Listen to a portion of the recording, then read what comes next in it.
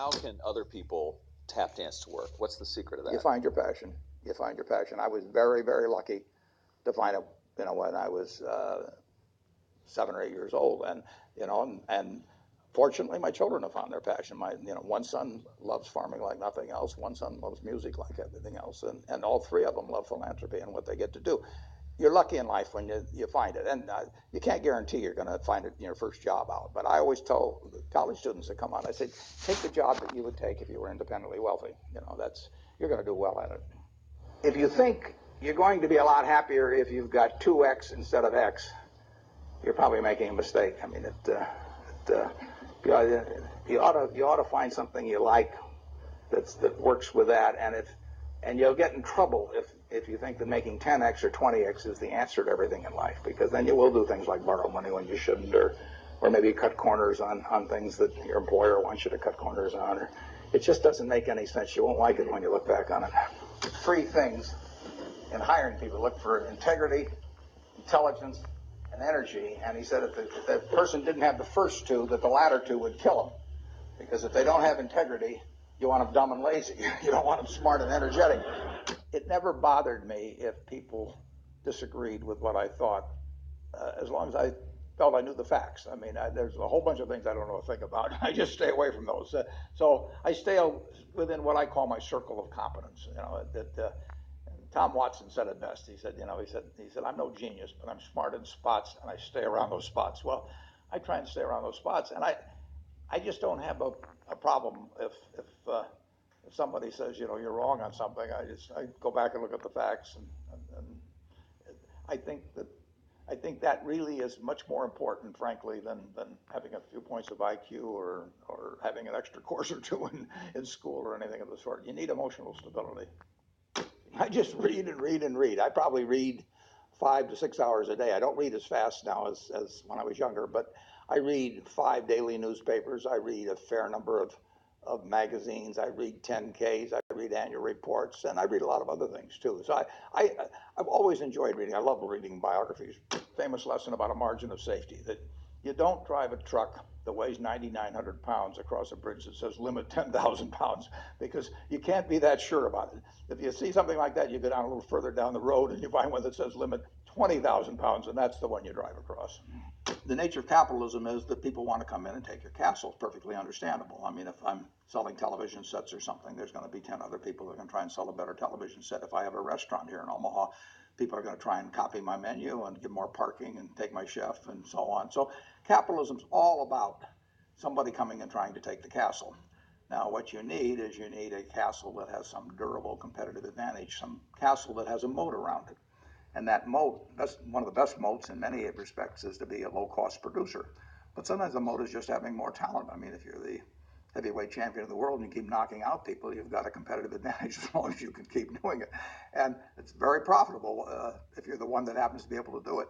If you can turn out great motion pictures, I mean, Steven Spielberg, I mean, he's a fellow to bet on, and it has enormous economic value. You'd be surprised at my days. I mean, they're very unstructured, no meetings, none. I mean, I don't like meetings, and I read a lot. I wish I were a faster reader. I'd get more done, but I do read a lot, and I'm on the phone a moderate amount. Our businesses run themselves basically out there. My job is allocating capital, and that's what I'm thinking about.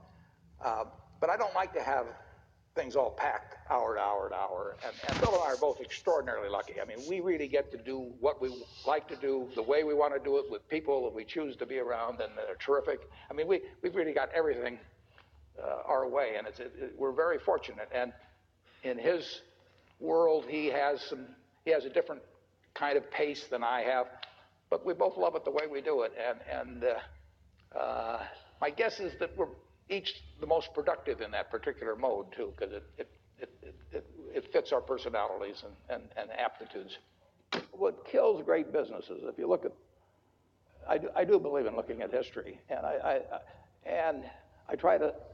like to study failure, actually. And my partner says all I want to know is where I'll die, so I'll never go there. And we want to see what has caused businesses to go bad. And the biggest thing that kills them is complacency. I mean, you want a restlessness, a feeling that, you know, that somebody's always after you, but you're going to stay ahead of them. You always want to be on the move. And when you've got a great business, you know, like Coca-Cola, which is, there aren't any like Coca-Cola, but you really, the danger would always be that you rest on your laurels. But I see none of that, obviously, at Coca-Cola. But that is the key, to compete the same way when you've got 1.8 billion servings being sold daily as when you were selling, 10 a day. And that restlessness, that belief that tomorrow is more exciting than today, you just have to have it permeate the organization. Who was Ben Graham? He was your primary mentor, model?